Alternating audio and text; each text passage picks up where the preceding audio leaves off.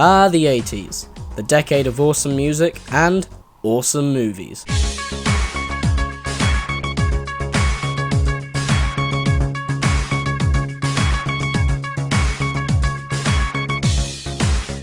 Basically, during the time I was working, I watched a few 80s films in my spare time and I felt like talking about them all in one nice video. These films happen to be ones I've never seen before, and so these, I guess you could call them mini reviews, are coming from someone who has heard about them and only recently has finally got around to watching them. Enough chit chat, let's dive into the first film I watched, RoboCop. And I must say, I thought it was great. Of the 5 films I watched, this is probably the one I most enjoyed and found to be the most well made. I'm a sucker for the kind of action films we got in the 80s. There was no extreme concern for the blood, violence and swearing like there is today. If RoboCop were to be released today, I'm certain it would be marketed to kids. And as far as I know, the reboot hasn't been given an age rating yet, but I can't imagine it'll be more than a PG-13. But I found RoboCop to be a thoroughly entertaining film. Peter Weller does a great performance, making both Murphy and RoboCop very likeable and extremely sympathetic, and he moves and looks great inside the suit. It's quite an unusual film in that a film about a cyborg policeman would naturally attract a younger audience, and I'm sure many kids wanted to see this at the time of its release, but this is one of the few films I would say don't show to kids at all, no matter how much the film may look like it's aimed at them. The way Murphy becomes RoboCop involves a very brutal death scene, and it can be very disturbing, not because of the gore, but because of the killers taking such joy out of shooting this man slowly to death. It serves a purpose as we get flashbacks to it, and it plays a role in RoboCop's struggle between man and machine, but I saw this scene alone when I was younger and it really upset me. I even find it tough to watch now, and I have to admit I got close to skipping it this time round. But it's important in the context of the film, so I encourage those to caution themselves before viewing it. And while I'm focusing on that scene alone, the whole film itself is very bloody and violent.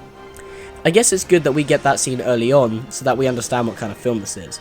And I find it hilarious that a cartoon was actually made for children. I mean, if that's how things are going, I can't wait for Basic Instinct, the animated series. I found the sequence where RoboCop is being constructed to be really clever and intriguing. The movie manages to take the classic time is passing sequence and use it to its advantage, showing us RoboCop's perspective as he dies and then wakes up with his robo-vision. He's turned on and off every month for simple tests. We see him in mid-construction, the company during New Year's Eve, and more. It was my favourite part of the film. You are gonna be a bad motherfucker. The bad guys are really fun to watch in parts of the film, yet there's still a great feeling you get from watching RoboCop get revenge on these assholes. The only issue I had with the film was that I was really interested in Murphy's family, which gets touched upon, but because the film has so much to deal with, it kinda just gets referenced to, but the character never reunites with them in the end. However, the character does have a very nice arc. There's a cool technique done with RoboCop's voice. When he first wakes, his voice is very robotic and it sounds like it's coming out of a computer. Yet as the film goes further and further and RoboCop starts to regain his humanity, his voice gets softer and he starts using a more organic vocabulary, and eventually he sounds almost human by the end. Not only in his voice, but he clearly shows emotion, and by the end you know that Murphy has rediscovered himself, and his final line tells us everything we need to know about his growth. Nice shooting, son. What's your name? Murphy. I must say that when I started watching the second film, and I didn't manage to get to the end as I got preoccupied, but I was kind of disappointed to see that the character took a few steps back in the sequel, now being more like the RoboCop when he first woke in number 1, and it was to be about him not being able to regain his humanity. But we already saw him regain it in the first film, so why did they take the character back? RoboCop gets a complete character arc in this film, so I'm made to wonder if this was originally planned to be a single film, and then when the studio asked for a sequel, then they had to take the character back so that he still had more arcs to go through and more lessons to learn. Apparently the writers changed between movies, so I'd encourage you all to quit while you're ahead. Watch the first film and leave it there. However, this can be seen as a negative aspect of the film. When I watched it, because of the references to his family and the fact that the film does feel like it ends just a bit too abruptly, I felt obligated to watch the sequels as I felt like the film didn't give me a solid solution to those aspects brought up earlier.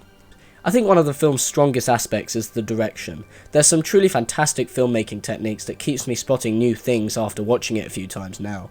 I was worried that when RoboCop took off his helmet he'd look disturbing and the makeup would be bad, but it actually looks amazing, and instead of disturbing, it's really interesting. It genuinely looks like the back of his head is a machine.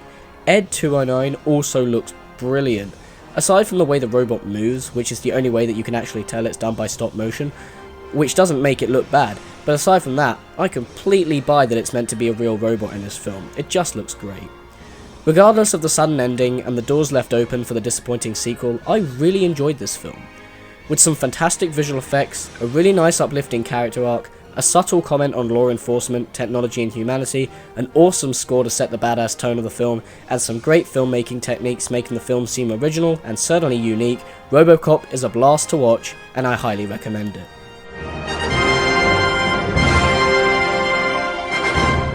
The second film I watched was Predator.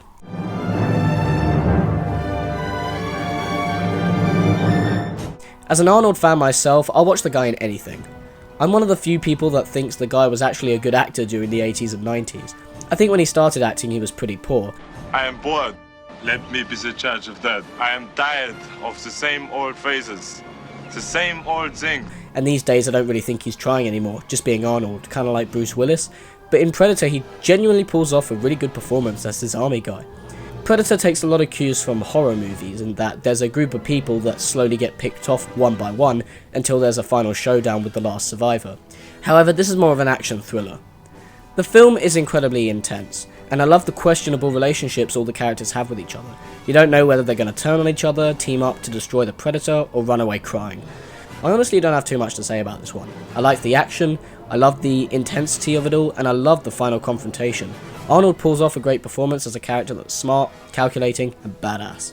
The effects are pretty good for the most part, although I would say the camouflage effect done on the Predator, while it looks good, when the creature moves, it moves incredibly slow, and I'm guessing they had to slow it down a bit to get the right effect, but it does beg the question as to how he manages to kill all these guys so easily when he moves so slow. The final confrontation is absolutely thrilling, and Arnold does some great memorable lines in this flick as usual. Dylan! You son of a bitch! Get to the chopper! Yeah! Stick around. Knock, knock. Do it! Do it! Come on! Kill me! I'm here! Come on! Do it now! Kill me! One ugly motherfucker. And I like how the title at first would make you think, oh, it's called Predator because of the creature hunting them down and killing them, but once you've seen the film you'll ask yourself if the film is actually referencing Arnold's character. So yeah, a fun, tense, action-filled cat and mouse like Arnie flick. Again, I'd recommend it. Oh, and that scream was fucking epic.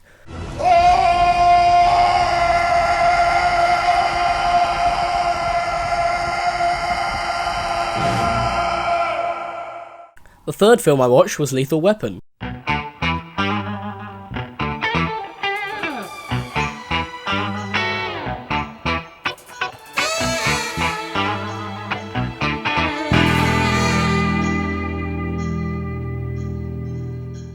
And again, I really enjoyed it. I usually hesitate to say that I think Mel Gibson is a great actor because of his absurdly controversial opinions regarding certain races, but I can't deny that the guy gives an excellent performance. As does Danny Glover, but Gibson's character required someone who's suicidal, heartbroken, has a thirst to kill, and yet still manages to make the character charming and funny, and there are a couple of scenes that genuinely make you shed a tear for the guy. Which brings me on to another point in that I was pleasantly surprised how this film really went in depth exploring the characters, and it wasn't simple action for the sake of action. The film does have action, and some awesome action at that, but at the core it's about the characters, and I really felt for both Riggs and Murtaugh. Murtaugh? I don't know how you say his name. There's a clear difference in their lifestyles. Murtaugh has a family, a house, and a perfectly nice life. However, he's starting to realise that he's getting on a bit. Whereas Riggs is a young, suicidal cop who lives on the edge, and we're even made to question his sanity. I gotta say that I also really took a shining to the score, composed by Michael Kamen, which just screams 80s, and I love it. With keyboards, electric guitars, and some great trumpet sections, it gives the film an identity, and also plays a role in getting across the emotion in the scenes. I particularly noticed this in one of the beginning scenes where Riggs almost shoots himself but he can't bring himself to do it. That scene is, yeah, kind of a cliche, but through Gibson's performance and the wonderfully sad music that plays during it, it certainly made me feel for the character.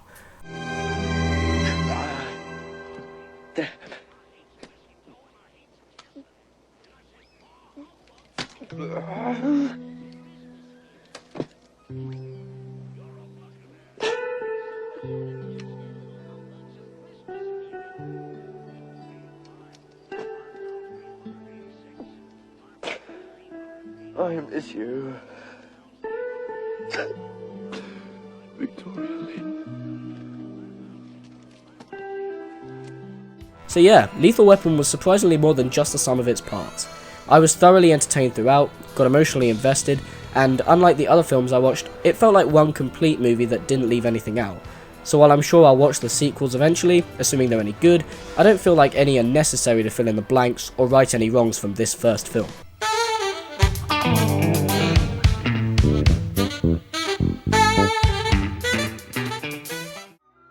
The next films I unintentionally stumbled upon were Karate Kids Parts 1 and 2, which were quite mixed in my book.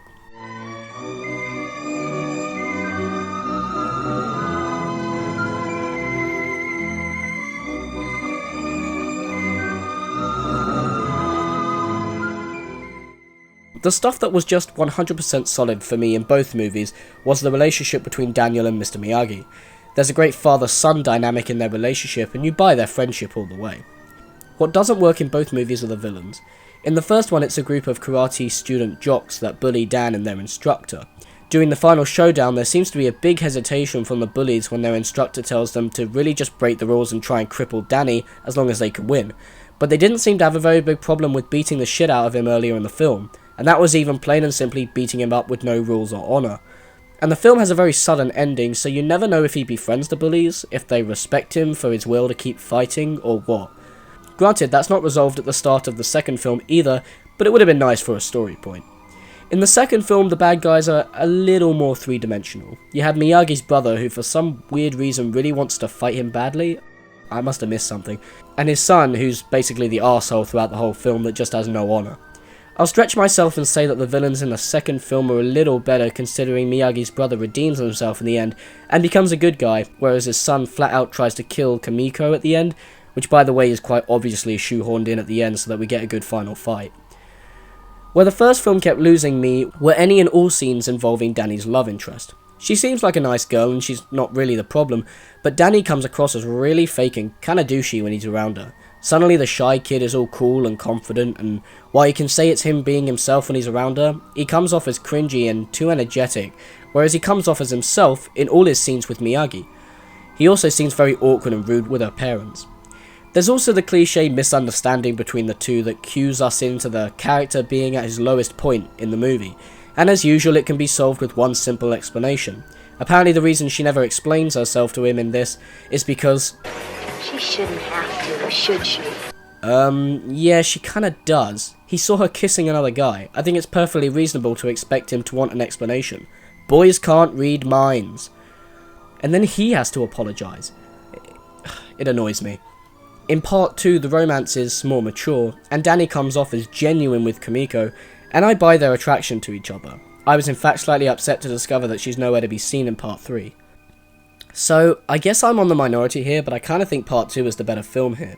Don't get me wrong, like I said, part 1 has some great moments, and the entire final showdown and relationship between Daniel and Mr. Miyagi is top notch, but I think part 2 just has stronger characters. It's a genuine continuation of the story, as opposed to just a retread. The location gives the film a uniqueness and keeps my interest high, and I think the love interest is a lot stronger and believable.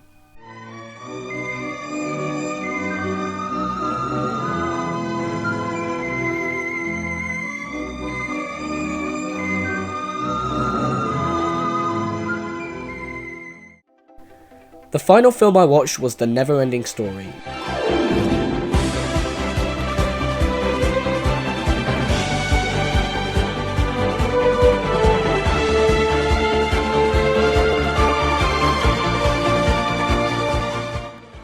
Now, this is where I'm revealed to be kind of a liar, as I technically have seen The NeverEnding Story before, but only when I was a kid, and I couldn't really remember anything about it, so I decided to revisit it. Honestly, I was kind of hoping to go on one of those nostalgia trips, and have one of those experiences where all these things come rushing back to you from watching it because parts of this film are burned into your brain from an early childhood. But I gotta say, I was fairly underwhelmed. It's got all the elements of a film that I could easily have loved. The practical effects, the dark fantasy, the gritty lived-in world of Fantasia, and the seriousness and respect for its younger audience. Like many other films from the 80s, there's a wonderful charm to the visuals, even if some of the effects aren't very good. It's kind of inconsistent because there are some really well done effects, like the way all the different creatures are in different scale to each other, the sets, and various fantastical characters, and then there are some obvious shots where the actors are just standing in front of a projection and it looks very hollow and fake. But where the film really seemed to lose me was all the human stuff. For instance, the main character Bastian is first of all kind of annoying, and the actor playing him isn't very good either. The kid playing Atreyu is probably the best actor in the film, but unfortunately we never really get to know who Atreyu is before he goes on this quest, nor does the quest help us explore his character any further. Also, is it just me, or does he keep breaking in and out of a British accent? Artex, you're sinking! Artex! Artex!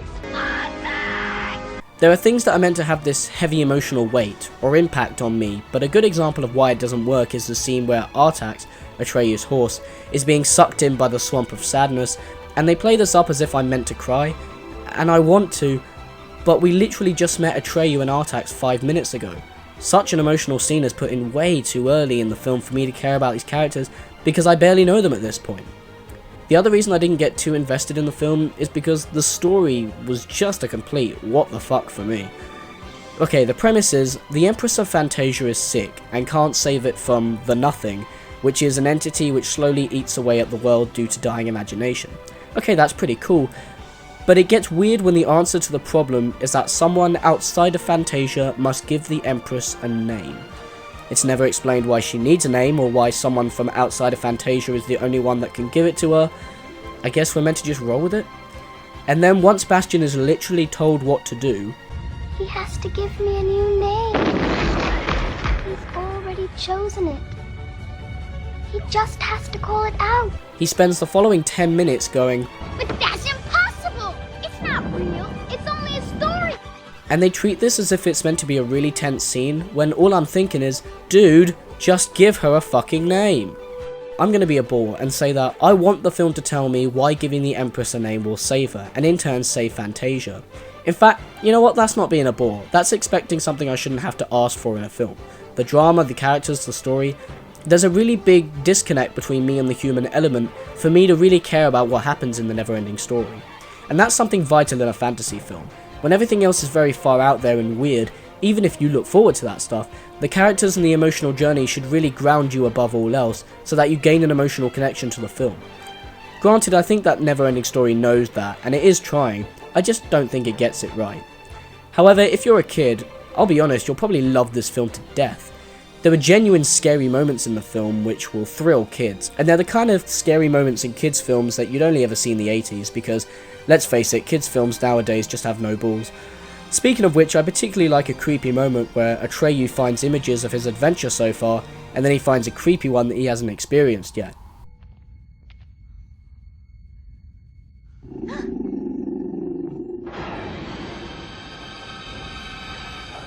A really cleverly directed and effective reveal. So yeah, aside from the emotional disconnect, there's obviously a lot of passion in the film. The score is actually pretty good. I personally love the style of the film, and one shot from a scene in Fantasia will spark my interest, and you know what, it genuinely does try. Perhaps I'm not being enough of a kid to really appreciate it, but hey, that's what I thought of the NeverEnding Story. I'd advise kids to watch it, and maybe check it out if you like fantasy films, but above all else, don't skip past that theme song, because it's awesome.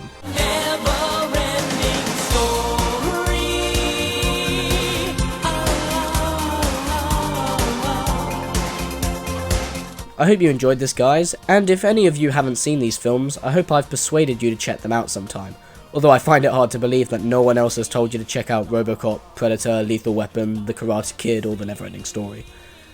Cheers for watching, guys, and as always, if you like this video, you can subscribe to my channel.